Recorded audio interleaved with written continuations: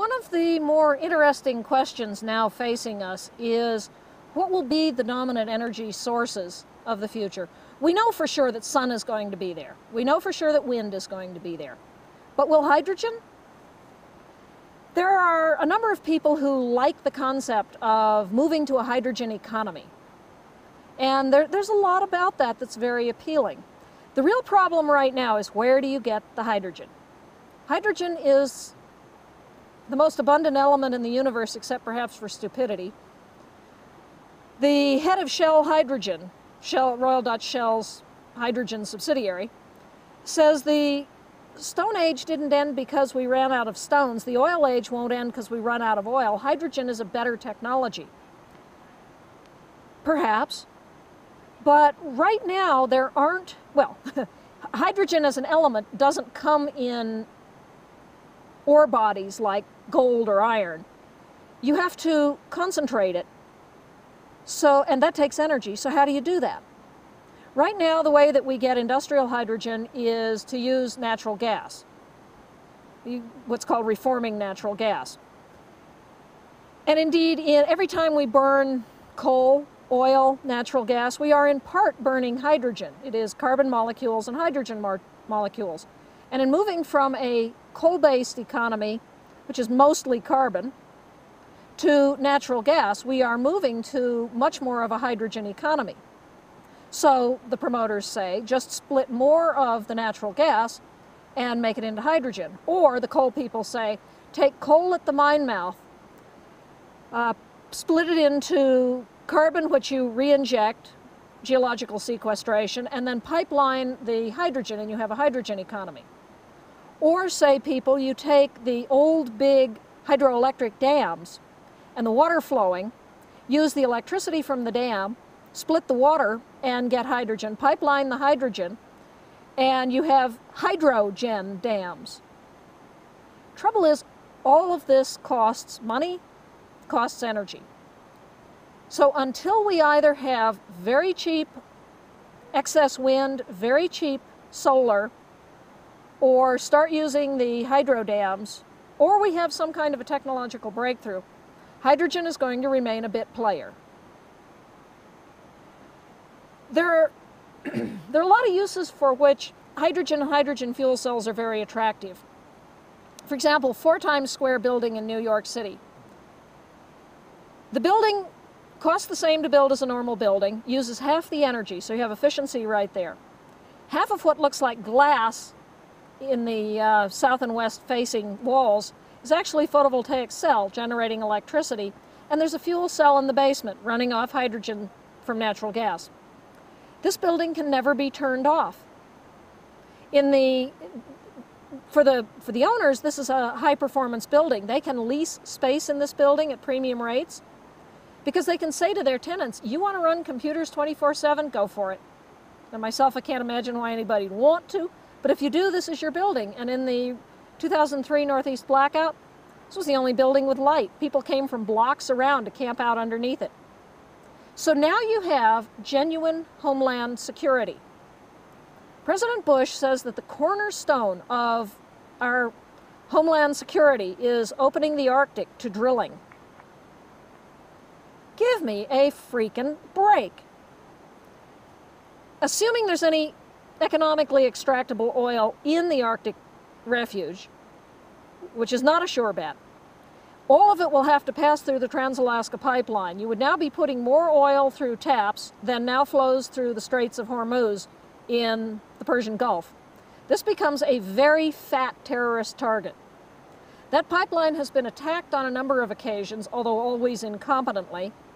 A few years back, a drunk got after it with a deer rifle, put a hole in it, shut it down for a number of hours. He was just out taking pot shots. If someone were to blow one of the pumping stations, lifting the oil over the Brooks Range, and do it in winter when you can't get to them to fix them, you'd have 800 miles of hot oil congealing into the world's largest chapstick. This is the cornerstone of Homeland Security. The genuine cornerstone of Homeland Security is the sort of work that's now being done in Iowa, where farmers are getting lease payments to put wind machines in their cornfields or in their cow pastures. Farmers like this a lot. Iowa has also, as a state, announced a bioeconomy running on a combination of ethanol and biodiesel. So Iowa State University has its very bright researchers working on ways to produce the ethanol, produce the biodiesel synergistically so that you get the waste heat credit. You now have a net energy gain way to produce biofuels. We can grow our own energy security here in this country if we are careful to do it in such a way that the underlying agriculture is sustainable. That's a very, very serious problem. Agriculture now is unsustainable. And if we simply put harder pressure on it, we will have a much worse problem than an energy shortage. And globally, we have to be sure that we're not taking productive farmland that's needed to produce food. This is where all these interconnections start to come in. China. China's now in the world food market.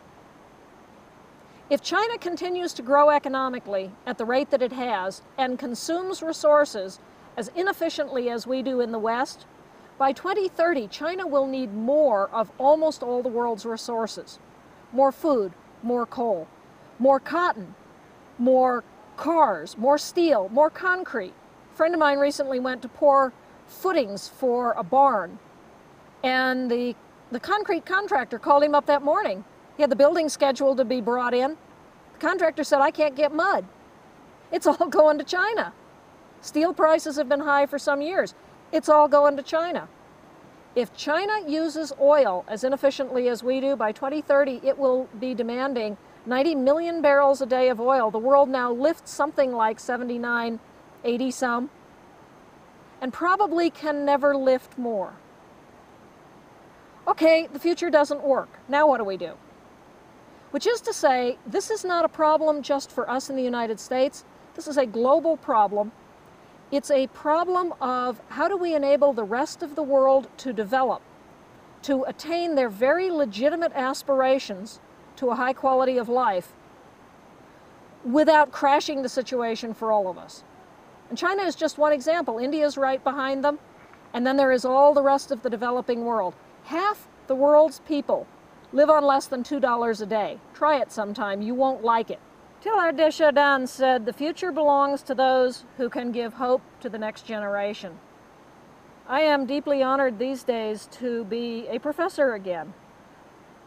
With a group of people, we helped create Presidio School of Management, part of Presidio World College.